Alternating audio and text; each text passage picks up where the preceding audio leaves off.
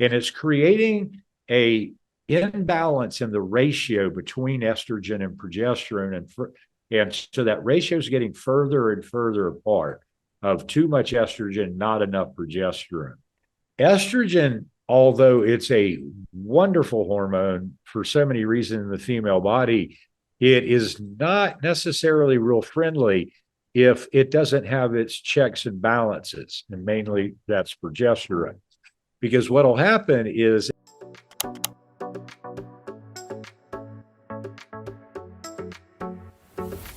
Hey guys, it's Judy from Nutrition with Judy. Thanks for joining me today. My name is Judy Cho, and I'm board certified in holistic nutrition. And I have a private practice where we focus on root cause healing, and that often starts with the Carnivore Cures all meat elimination diet. Today, I have the pleasure of sitting down with Dr. Jay Wrigley. He is a women's hormone specialist. We talk a lot about the basic understanding of how perimenopause, menopause, and how we use bioidenticals or not, or adaptogens, and how to support the overall endocrine system. He goes into a lot of the details of how we can become estrogen dominant, how diet plays a role, what's up with progesterone, and how that affects thyroid function, and how maybe it might be safe to use bioidenticals. I'm still honestly on the fence of where I stand with bioidenticals because there are so many things at play, but I am open to possibly using it as a band-aid temporarily until you find the root cause of why estrogen is imbalanced, or progesterone, or your thyroid hormones, or even testosterone. What's the key thing is that you have to work with a trusted practitioner or doctor to make sure they know all the nuances of all the different hormones and the pathways, and how certain things or hormone versions can convert to one another. And then if you do choose to go on to bioidenticals, understanding what are the risks and what are the benefits. I know that some people do feel better on bioidenticals. So support the diet. Did you support the fat levels? Did you support your lifestyle? And then maybe you start then, or maybe you start right away until you can get a handle on other things in your life. This is very individualized. And so I don't want to take a stance in terms of what you should be doing, but rather some thoughts that you can have around hormone health and hormone function, and then what you should do with this information and how you work with the provider is ultimately up to you. Let's get right into the conversation. Hi, Dr. J. Thank you so much for joining me today. I'm excited to talk about all things hormones and just natural health. If you can share for the people listening and watching that may not know you, if you can introduce yourself. sure, thanks, Judy. It's good to meet you. Been looking forward to this. I'm a medical doctor by trade. I'm also a functional medicine doctor. I also hold a master's in biochemistry and have done quite extensive traveling, studying through various parts of mainly Southeast Asia to learn a lot about kind of the blend of Eastern and Western medicine. And my interest was rooted in biochemistry. There was kind of a marrying of a beautiful marrying between biochemistry and hormonal chemistry. And that, set me off on my career, which led to starting a very big integrated healthcare clinic in Charlotte, North Carolina, that I ran and operated and hired many other practitioners to be there with me for 25 years. I began to daydream, and the daydreaming led to what if I could create for myself a bigger stage? What if I could work with people, mainly females, all over the world, and give them guidance of this somewhat rocky terrain that they often go through, starting in anywhere from their mid to late 30s, but certainly all the way through the 40s, that we'll call perimenopause. And then at some point, with the cessation of bleeding altogether for 12 months, that's when we use the definition of that this person is truly menopausal. And there's about a 20-year period of time there that can be quite daunting for women. And there's a lot of lack of information. There's a lot of bad information, and trying to point fingers at where the problem is, gets into a little bit of it's a road I don't like to go down to, because some of it is physicians being lazy. They could take the time to learn a little bit more about hormonal chemistry and what it takes in order to spot when one or two of them are out of balance and what's the best way to go about getting that back into balance. And they're also quickly, fast paced and, are usually working under the umbrella of some type of an organization that mandates that you need to see, a patient every 7 minutes all day long in order to reach quotas or whatnot. So patients don't get a lot of time with their doctor. Certainly not enough time to really feel heard and really get their questions answered. And a lot of the times, not even a physician that has a toolbox that would be big enough to address some of the alternatives to how a woman might approach this part of her life without the most common therapies that we now see don't really do much of anything. Offering somebody who's menopausal and SSRI as a way to balance out serotonin to help her feel less depressed or moody about the situation she's going through is, at best, that's a big Band-Aid to maybe alleviate a little bit of symptoms for a period of time, but doing nothing to address the root cause of that issue whatsoever. To the other therapies that are offered sometimes to women, and none of them to me are particularly working at that ground level of trying to bring a woman back into a hormonal balance that she had.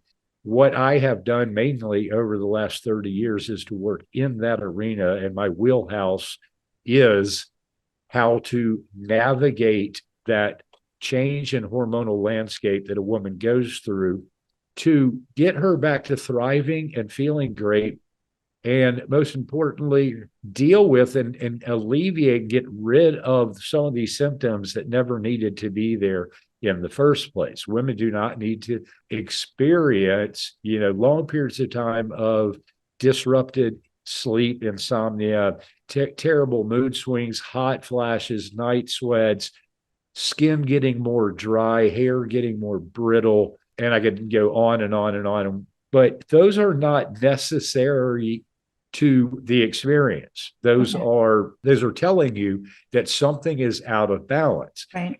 We go through perimenopause and then menopause, but what is it? We see so much nowadays that people are imbalanced with testosterone, especially men, even women too. And we see that women are imbalanced with progesterone, estrogen, even before getting to perimenopause. What do you think it is that is causing a lot of these hormonal imbalances? Maybe some of the root cause that then you identify later for when people are going through that transition? The list is long, Judy, but we'll start with some of the big ones. Okay. I guess first what needs to happen is to lay out kind of the foundation of what, aside from maybe external influences and dietary influences and all this kind of stuff. So in a perfect world, what's happening is simple as this. A woman is somewhere in her early to mid 40s. There is a lot of this would also be affected by how many births this woman has given, because the more times that you're pregnant, the more times that this is going to come on quicker, faster, harder. Let's say she's had somewhere between 1 and 2 babies. Okay. What happens first is that the ovaries that sit down at the top of your fallopian tubes on top of your uterus are beginning to let the body know that the idea of childbearing is not something that we are keen on or set up for anymore. This was a natural occurrence that the body is saying, I'm ready to not have any more children. And the first thing that it's going to do, it's going to begin to decline fairly rapidly in the production of the hormone called progesterone. Now, if you look at that word progesterone comes from progestation, which is the act of being able to sustain a pregnancy and to get pregnant in the first place. So progesterone governs this part of a woman's cycle that allows for the egg to drop from her ovary and to implant itself into the lining of the uterus, and then to prime the environment so that it's perfect to, take on a sperm and, have the interaction go on. And then its biggest role is to sustain that pregnancy. You've got to have a lot of progesterone around in order to keep a woman pregnant for 9 months. And progesterone levels will continue to build all the way through all 3 of the trimesters until they get to the 3rd trimester, where they have got lots of progesterone. Now, the comment about women and their 3rd trimester of pregnancy look so fantastic, right, that they're glowing, that they almost look like angelic. So much of that is because progesterone is such a wonderful hormone, and to have a lot of it in your body does miraculous things to everything from aesthetics to just how you feel and your moods and your sleep and your attitude or whatnot. So progesterone is really, really at a high level right before childbirth. Childbirth happens and progesterone goes from its top point to crashing down right through the basement floor as soon as the birth is over and the baby is delivered. Progesterone is gone. Now, what happens at the first pregnancy, a woman, if she's taking care of herself and, doing the right things through, trying to behave around her diet and getting exercise or whatnot, usually not too much of an issue for her to regain balance of her progesterone levels again, and then be able to go out and get pregnant again, within a year's period of time, 2-year period of time, something like that. A lot of times that's not the case, though. And certainly when you get into your 2nd and your 3rd pregnancy, what ends up happening is that you produce so much progesterone throughout all of these pregnancies that when it crashes for the last time, after, like, let's say the 3rd baby, maybe even the 4th baby, you more than likely will never, ever see progesterone levels where they once were for you. Now, what happens along with that is estrogen, the other primary kind of player in the reproductive cycle of female hormonal health, estrogen. And estrogen and progesterone kind of play off each other. They are kind of antagonistic. One of them gets to be a little bit out of control, and usually what happens is estrogen begins to get too much estrogen floating around. It's progesterone's job to come in and to raise its levels to the point where it keeps estrogen in check from doing anything. Can be a problem caused by an overwhelming amount of estrogen in a female body without progesterone to antagonize it. So that's what we call estrogen dominance. We'll get there in a few minutes. We're trying to get just through this is the basics of perimenopause, right? So this is when the symptoms begin to show up. Is now you've got a woman whose estrogen levels have not begun to drop yet. Her progesterone levels are dropping sufficiently, even if she hasn't had kids, and it's creating a imbalance in the ratio between estrogen and progesterone, and so that ratio is getting further and further apart, of too much estrogen, not enough progesterone. Estrogen, although it's a wonderful hormone for so many reasons in the female body, it is not necessarily real friendly if it doesn't have its checks and balances, and mainly that's progesterone. Because what will happen is excess amounts of estrogen will begin to, they cause all of the problems that any woman would usually have that we would simply call PMS. And this could be a woman back in her 20s or whatever. But the typical symptoms of feeling water retention, weight gain, breast tenderness, irritability, cravings, insomnia, on and on and on, these typical PMS type symptoms that a lot of times will show up for the 5 to 8 days before a woman's cycle, is because this is a stage in the woman's cycle that we call the luteal phase, that is supposed to be completely governed by progesterone, and estrogen is not supposed to be of really much influence at this time at all. It's supposed to be very low, and progesterone levels are supposed to be adequate. So with that not being there, you've got a bunch of unopposed estrogen running around at a stage in a woman's cycle where it's not supposed to be there, and it's going to cause all these estrogen dominant symptoms. And I mentioned a lot of those. That also could be migraine, headache, tip-offs. There's so many things that can be caused by the disproportion of estrogen to progesterone. And that's where most women begin to notice something has happened, something has changed. Probably the big one will be that they'll notice that their cycles began to get irregular. And the first usually sign of irregularity with a woman's cycle in early perimenopause is that if she was running somewhere close to a 28-day cycle, she might start noticing that now her periods are coming every 23 days, and then they're coming every 21 days. And then eventually she might start having 2 periods a month. And that is because estrogen initiates the bleeding, the menstrual pattern, the shedding of the lining of the uterus. And so with no progesterone around and a bunch of estrogen around, the body's going to have a tendency to bleed more frequently and heavier. And here's how it gets interesting. It just so happens that your thyroid gland that sits in the base of your throat, which is in charge of your metabolic everything, really your metabolic rate, because what it does is it's responsible for getting oxygen into the inside of your cells, into the mitochondria, where all of the machinery takes place, and mainly fat burning and energy production. The thyroid hormone called T3, which is our thyroids produce mainly something called T4 thyroxine, but that's got to be converted into an active form that we call T3, stands for triiodothyronine. Triiodothyronine T3 has got to bind to these receptor sites on your cells to be able to get into the cell to tell the mitochondria that, hey, I'm here to oxygenate you, to give you everything you need to burn stuff, burn calories, burn fat, produce more energy, more ATP, all of this kind of stuff. Well, it just so happens that estrogen and T3 compete for the same binding sites on your cells.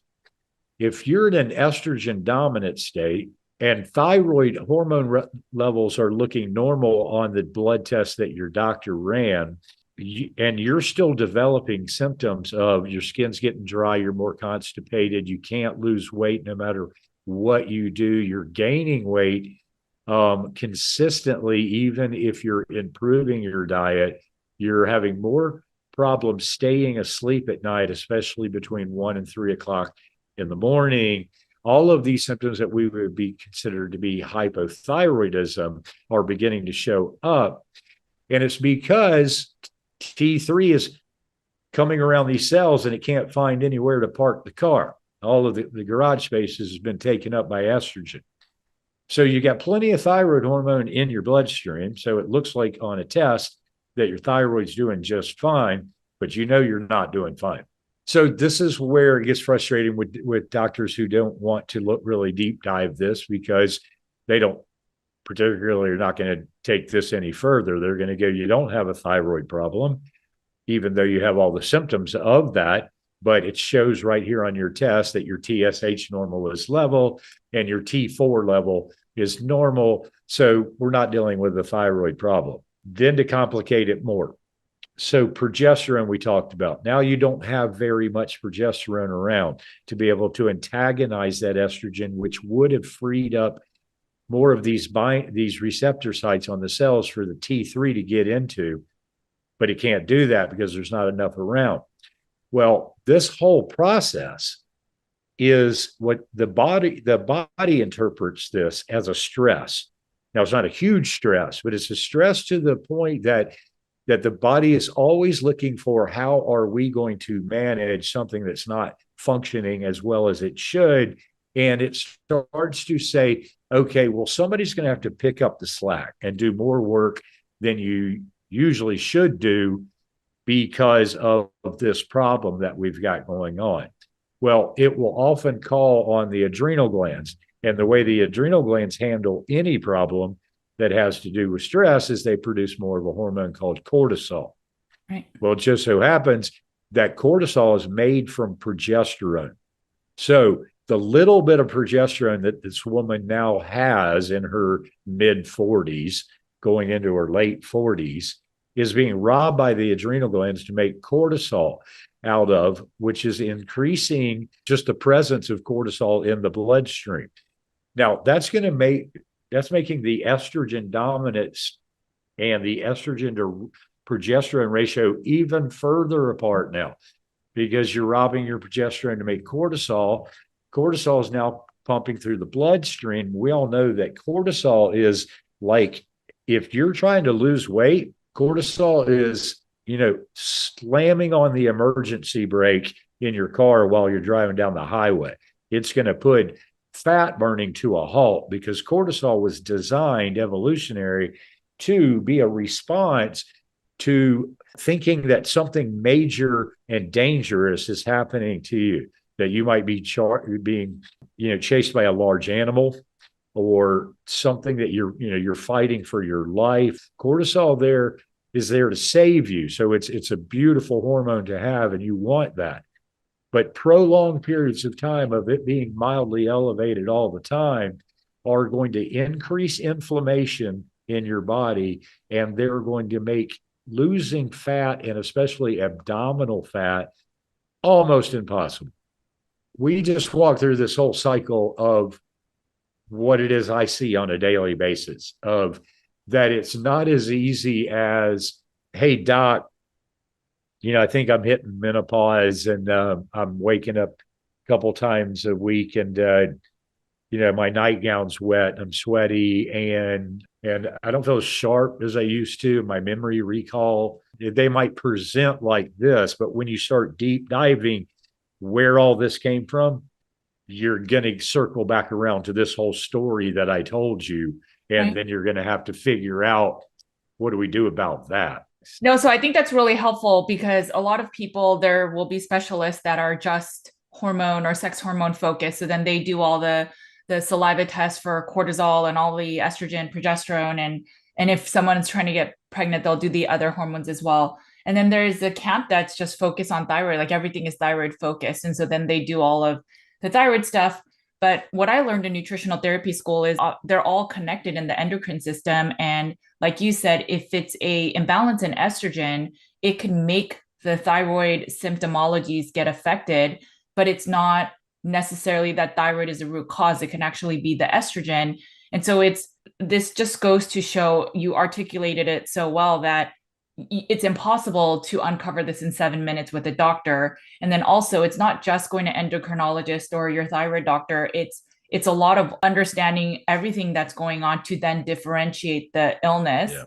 But my question to you then is, so obviously diet, our stressful lives can cause the excess estrogen, but if all things were ideal, I'm guessing that as we start to lose our period and we start transitioning to menopause, it's okay that there's a little bit more estrogen, because maybe that's naturally how we're aging. But what is causing the excess that's causing the bigger issues, the symptoms of perimenopause and even PMS?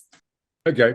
Well, first, let me circle back to what you started to say, and that was, in a perfect world, it would be normal for a woman's estrogen levels to stay at a much more normal level during the period of time that progesterone has already started to make its decline. That would be normal, and there wouldn't really be a problem with that.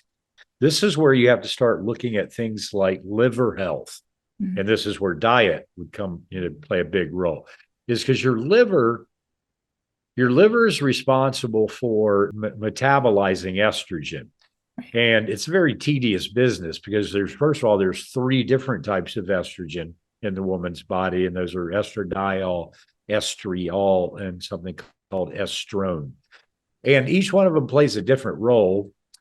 And each one of them, when they get metabolized, because they've been called on for duty, so to speak, that there is a metabolite left over from the chemical reaction to get this hormone ready to be able to be used by tissue. And that metabolite can be a problem. That can be a real problem, especially if you've got a family history of reproductive cancers, breast cancer, uterine cancer, ovarian cancer, things like that.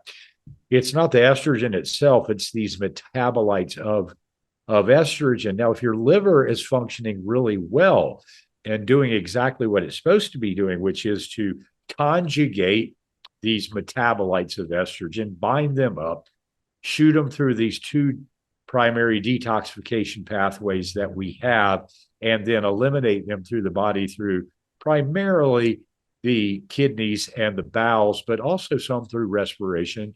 You can go through that without a whole lot of a problem. But now we're living in a day and age where the amount of estrogenic materials that are used in everything from the plastic bottles that we put even water in, but everything else in, like shampoo and just about anything else, all contain these what we call endocrine disrupting chemicals. And they mimic hormonal activity in the body, and they're all over the place. They're in your cosmetics. They're in all kinds of plastic ware. They're in the cooking ware that you cook your food in. And we're creating them more by the thousands each year. So women are so bombarded with extra estrogen just from their environment that this has a lot to do with why the estrogen dominance is so prevalent, is because you can't get away. It seems like you can't get away from estrogen. So that brings up, okay, you got another piece of this whole puzzle we've been talking about. When you're treating a woman like this, you got to be honed in on liver function and diet. Are you feeding your liver in a way that provides it with the drivers, the nutrients that drive these two separate detoxification pathways like cytochrome P450 that are primarily responsible for cleaning out excess estrogen? So if you're eating a typical American diet, you're not giving your liver much of a chance to really do the cleanup work it needs to clear out excess estrogen. So that's just promoting the problem further and further. I'd also say that diet is a big one too. So, I mean, all of these hormones are produced by cholesterol as one, and I think B5. And so if you were to also just eat more sufficient healthy fats, yes, some of the progesterone would then convert to cortisol if that's what the body thinks it needs. But if you just give more cholesterol, and I know a lot of the cholesterol's produced within the body, but if we can give an abundance, then the excess will inevitably go. Some of it will go to the sex hormones and the production or the balance of them too. So I would say that diet also can support, and you're not giving yourself fatty liver disease too on top of that. Right. Exactly. So that we could take all that I know and all that I talk about with hormones and say that for anybody who is truly wanting to be perfectly well, or they've been dealing with some type of an issue that might be outside of what we look at as hormonal or post-menopause stuff, like an autoimmune disorder. Right. We would say that diet is the foundation of which all of this has to start with in order to make it. But I kind of backed up, and because I wanted to throw in there that even though it is right there at number one, you'd also have to slash and put number one also is gut health and integrity of gut health, which primarily means that in order to fix that, diet's going to play the 90% of that role. But diet and gut health are what's going to be the first step in getting your hormones in balance. And you're correct to say we lived through a period of time for the last 70 years with so much garbage information about this idea of excessively eating carbohydrate-rich, grain-based food and switching out things like real sugar for high fructose corn syrup and replacing real quality fat like butter and tallow and things and ghee and things like this with industrialized seed oils that your body has no idea how to handle any of it. If those things aren't cleared out, they are going to aggravate the liver. Then you're not going to metabolize estrogen well. Then it's going to provoke your estrogen dominance. Then it's going to affect, again, progesterone, and it's going to certainly tip off cortisol because of just the inflammatory response. We can settle cortisol down in a number of ways. One is the cortisol that does need to be made by the body doesn't have to be made by progesterone. We could shunt that through another pathway. We could probably use DHEA or something like that if we wanted. It might be just the adrenals need to calm down from producing cortisol. So we might want to step in and use some of the adaptogenic botanicals that Ayurvedic medicine would be extremely, useful for. Been doing this for 5,000 years, a lot longer than the American Medical Association's been playing around in the laboratory. But certain herbs like ashwagandha and rhodiola and numerous other ones can be used to really balance out the adrenals response to not putting out too much cortisol. Yeah, I'm a big believer in high quality fat in the diet for sure. So the idea of eating too much cholesterol for, poor for your heart, that's kind of been turned upside down. And we want people to eat real cholesterol, real fat. Go for the yolk of the egg, not just eating egg whites because you think you want some protein. All the real good nutrients in eggs are coming from the yolk. So eat the whole egg, eat the white and the yellow. Right. Based on everything you said, I think this is a really good segue question, but there's so much controversy over bioidentical hormones. So we know generally that maybe the synthetic versions aren't ideal. There's even, I forgot which one it is, but it's something with horse urine that I think it's made from that has been shown to really cause cancer. But what about the bioidentical hormones? My concern always with them was that we know that the pathways, you've just mentioned some, that you can get progesterone to then produce cortisol, or you can have DHEA then produce cortisol, or any of those pathways that, the cortisol steal. How do we know that when we're then taking these, even the bioidenticals, that they're not, if your root cause is that you're stressed or the adrenals are imbalanced, and let's say we don't even do the adaptogens. I love that you brought that up, but if we then just go straight to, okay, you're low in progesterone and that's what's causing the higher estrogen, let's just take some progesterone. How do we know that some of the creams or the ones that you put on your mouth are not then actually converting back to cortisol, because that's the root cause issue? The controversy around hormone replacement therapy is, going on 60, 70 years now. So what happened was they found, and you were talking about what we call equine estrogen, where you can take basically horse pee and you can extract estrogen out of that, and you can take it to a laboratory and you can reproduce it over and over again in a synthetic form. Right. And it has many of the properties of estrogen, just like a woman would produce from her ovaries or adrenal glands, or even her uterine lining sometimes. The other one is that while they were creating that, they were looking into how do we do the same for progesterone. And I'll tell you all about why that is in 1 second. But what they came up with is there is a synthetic conversion from something that would be what we would call USP, natural progesterone, that you can make a conversion to this and turn it into something that's called a progestin.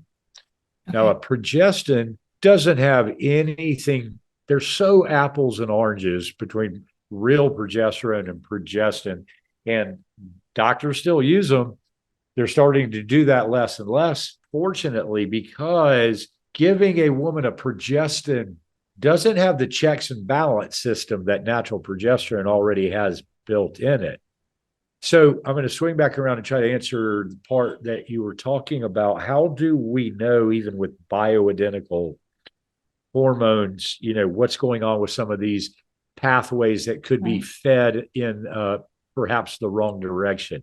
Well, the good news, the simple answer is this. The wonderful thing about using bioidentical hormones is that for the most part, there's a couple exceptions, and I'll try to get to them. But Okay. for the most part, these hormones are used in order to create other hormones. And when you give the body progesterone, which then can be anything, any steroidal hormone can be made out of progesterone. So you can make DHEA, you can make testosterone, you can make estrogen. All of these hormones can be made out of progesterone. But here's the thing, if you gave a woman completely bioidentical USP natural progesterone, your body would never make more of any one of those other hormones than it absolutely needed. It's got its own checks and balance. Like for instance, we know that your body can make testosterone from taking a hormone called DHEA, Right. which is somewhere between a hormone and a precursor hormone, but it's for all due purposes, DHEA is a hormone, and you can give it to a person and your body can convert testosterone out of that. You could never raise a person's testosterone levels to any significant height by using DHEA, because if a woman were testosterone deficient and needed it to be up a little bit for the functionality of a better functioning body internally, the body knows exactly how to take DHEA and make some testosterone out of that. What it won't do and it can't do is to take DHEA and it becomes a free fall of, we'll just start making all the testosterone that we want to out of this DHEA. So there's a cap limit, and it's the same with most all of these, and this is why they're so much safer than any other hormones to use, is that bioidenticals don't start producing more and more of a hormone that you were trying to get up a little bit, but now it's just going to go, crazy and make a bunch of it. Now, there's some exceptions to that rule. One would be testosterone. Testosterone given to a woman in a exogenous form, which could either be skin cream or injectable, runs a real risk. I believe. I don't make that part of my practice at all. I don't think that women should be on testosterone replacement therapy unless there is, the one or two reasons where there's damage somewhere where you can't make any at all, and this is life necessary. Okay. That might be, but to put a woman on testosterone is one of the ones where you could end up getting way too much testosterone, and you're running some big risk factors for doing that. Your bones are probably going to get brittle faster. You're going to get more aggressive. You're going to start growing hair in places you don't want to see hair growth, like your chin and your face and stuff like that. It's just not worth it at all. Could even cause the hair that you do want, like on your head, to begin to fall out by taking external testosterone. So I know that there are doctors that would disagree with that because they run clinics where that's all they do. But I'm gonna stand by my position that for the most part, testosterone as a hormone replacement therapy for a female is not a great idea. And then there's one other thing I would say about estrogen. If you're giving straight estradiol, yes, you could give a woman too much. And too much is not going to be really a health related crisis type of thing. It's going to be, you're just not going to like the way that feels. If you get put on by your doctor too much estrogen as hormone replacement therapy, you're going to gain weight, you're going to puff up, you're going to hold a lot of water retention, you're going to be, your moods are going to be bouncing off the wall sometimes. It just would not be a comfortable place to be in. So, but again, you need to be working with a doctor who knows how to dose something like that. Right. Because if you get too much estrogen, you're just not going to like the way you feel. Yeah, I have a doctor friend that she's a big fan of bioidenticals, and I've had a lot of conversations with her. And she says the concerns of breast cancer, just make sure the person gets their mammogram or gets, checked for breast cancer but in her 30 years of practicing, she's never had someone that's been on Bioidentical, whether through her or their primary care, have cancer be something that they've been diagnosed with. And then I think she said she also has them also do a DEXA scan in case they see any bone imbalances. But might as well be safe and do it right the correct way. I would take that a step further. And I've been doing this a long time, but in my 30 years, I have seen numerous cases of, especially with progesterone, with true bioidentical progesterone.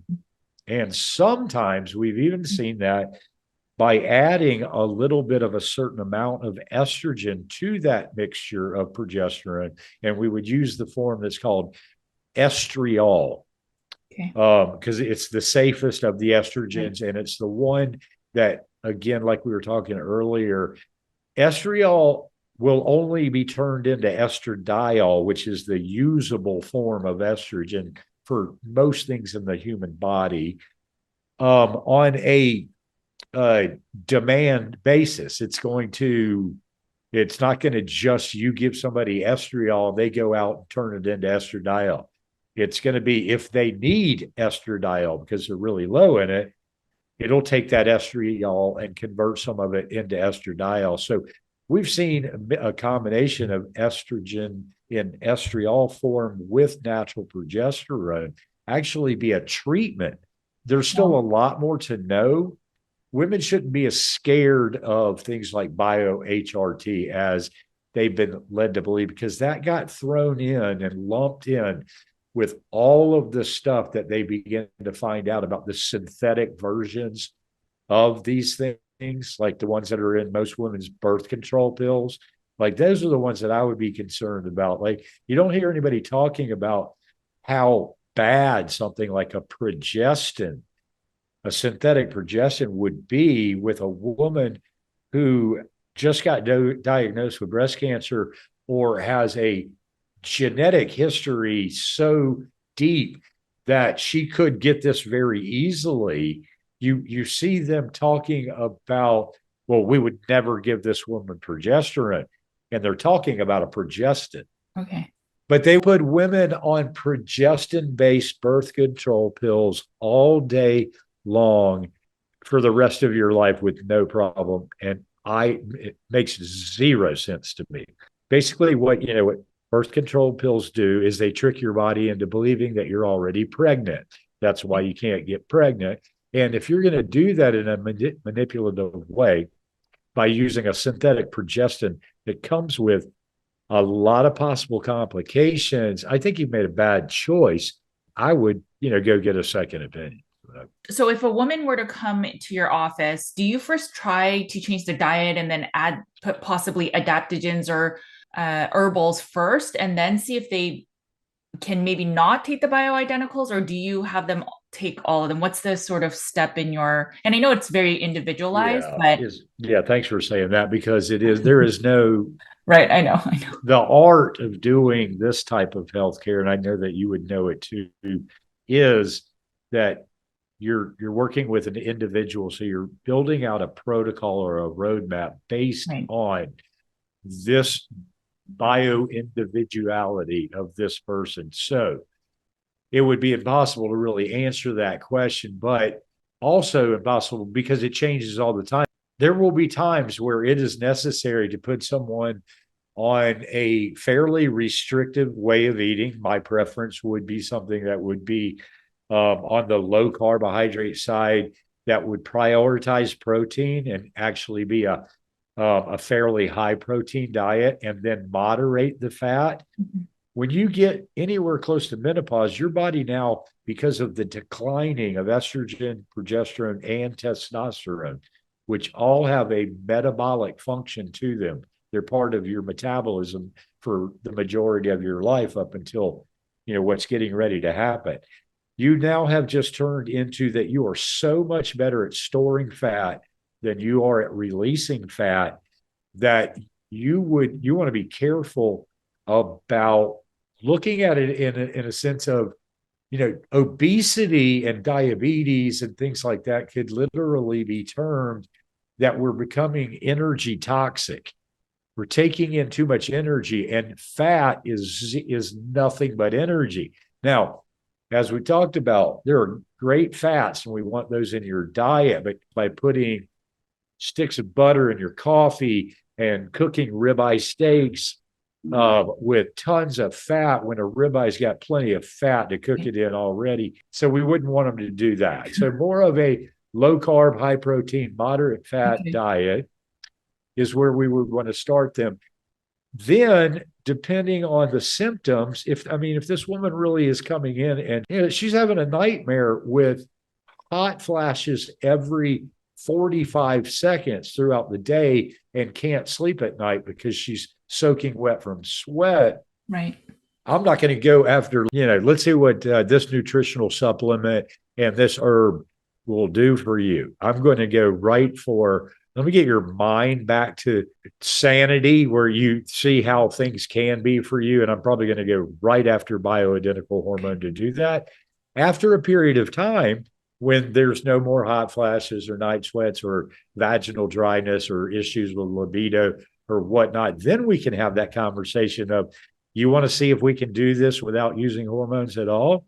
Okay, let's begin that process and I'll show you how to do that. But I'm going to go after whatever I need that's going to get results. Because in the business that we work in, Judy, if you don't create some momentum fairly quickly with a client or a patient, you've probably lost them.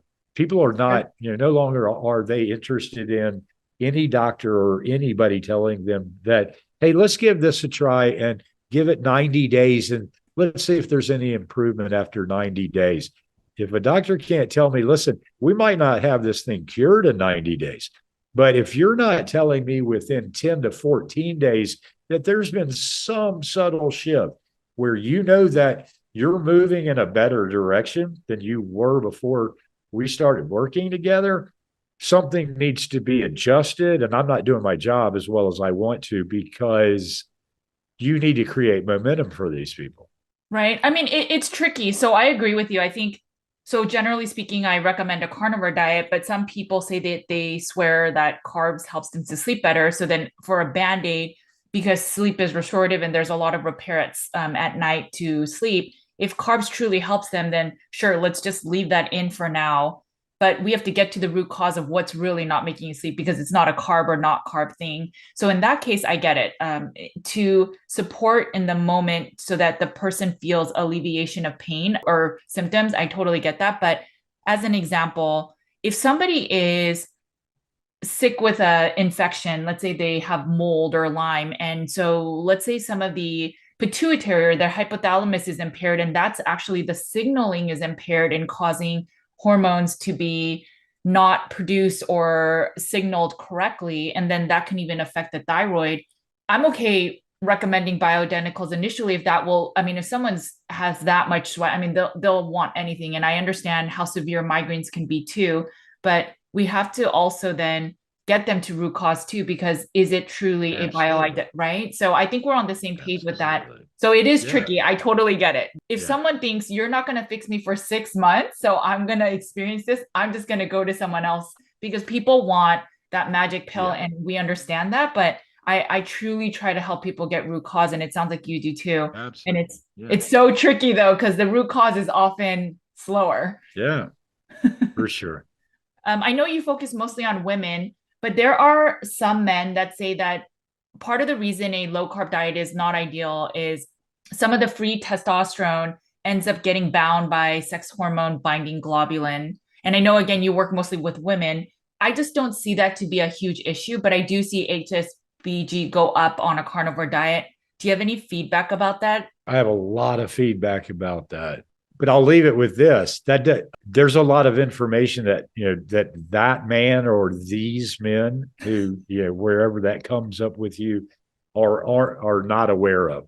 Okay. There are so many ways that we can prevent sex hormone binding globulin from binding free testosterone and keep the SHBG down. There are so many ways to work through liver function to control things like the aromatase enzyme, and even through the using 5-alpha reductase to convert the D8, the testosterone from converting too much into the dihydrotestosterone that, and I work with these men.